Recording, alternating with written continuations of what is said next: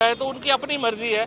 ये लोग अपने हसद में खुद ही जल के बिल्कुल जो है वो खाक हो जाएंगे। लेकिन हम इंशाल्लाह पाकिस्तान की आवाम को ये बताना चाहते हैं, इमरान खान आपके दुख को समझते हैं, आपके दर्द को समझते हैं और इंशाल्लाह ताला इमरान खान की हुकूमत पाकिस्तान के मिडिल क्लास की, पाकिस्तान के गरीब लोगों के लिए हमेशा खड़ी होगी और पाकिस्तान इंशाल्लाह तरक्की के मनाजिल तय करेगा। अच्छा, ये बताइए कि कल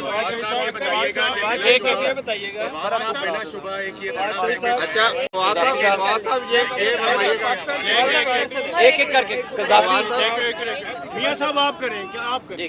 साहब ये बताइएगा कि अपोजिशन जो है वो आपके सामने एक तरफ इस्लामाबाद कराची से लॉन्ग मार्च को शुरू कर रहे हैं, दूसरी तरफ पंजाब में सूरत हाल आपके सामने है, जोड़ तोड़ की सियासत है, गवर्नमेंट क्या कर रही है? क्योंकि कुछ अलाइज जो है वो ये भी कहते हैं कि गवर्नमेंट तो रब्ता ही नहीं हमसे करती। नहीं, अलाइज के साथ हमारा रब्ता करीबी है। इंशाल्लाह ताला हमारी PMLQ से भी जल्द मुलाकात जो है वो होगी और MKM से भी जल्द मुलाकात जो है वो होगी। इससे पहले इंशाल्लाह PMLN के कुछ दोस्तों से भी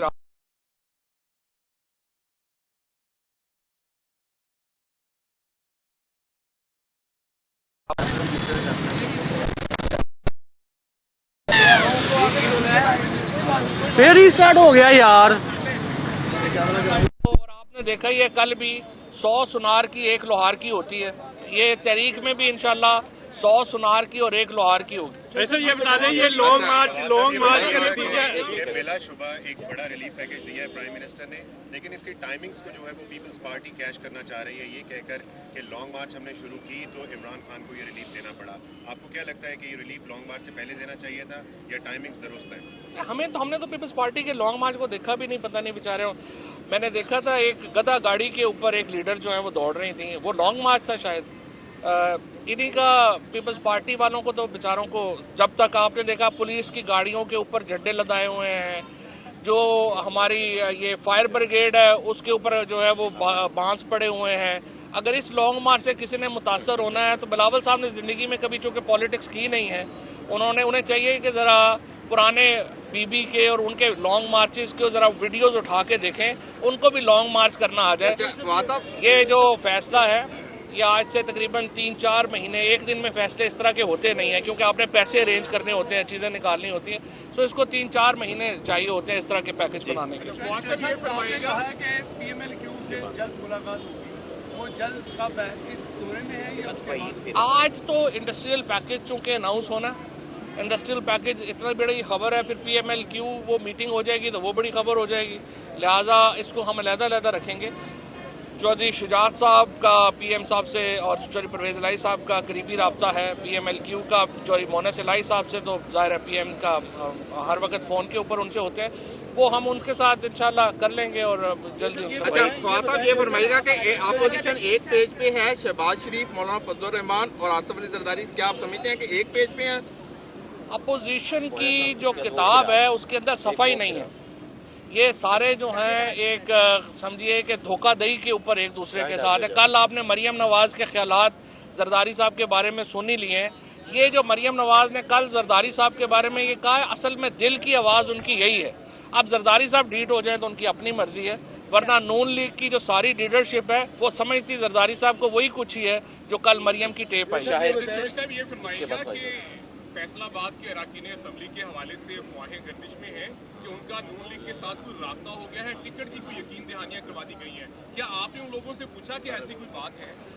कल 3 जो हमारे MNA हैं, रियाज फतेहाना, खुरम शहजाद और भरवाना, उन्होंने जो है अपनी पूरी स्टेटमेंट्स भी इशू की हैं, तीनों प्रिविलेज मोशन भी ला रहे हैं। देखिए, सच्ची बात यह है कि हुकूमत तगड़ी होगी तो किसी ने छोड़ के नहीं जाना, कमज़ोर हों तो ऐसी बातें जो हैं कोई करे तो करे। इस हुकूमत में इंशाल्लाह आप दीजिएगा 3 महीने, ये भी नहीं पता हमें कि हमजा शहबाज भी नून का टिकट लेंगे या नहीं लेंगे, बाकी किसी ने क्या लेना।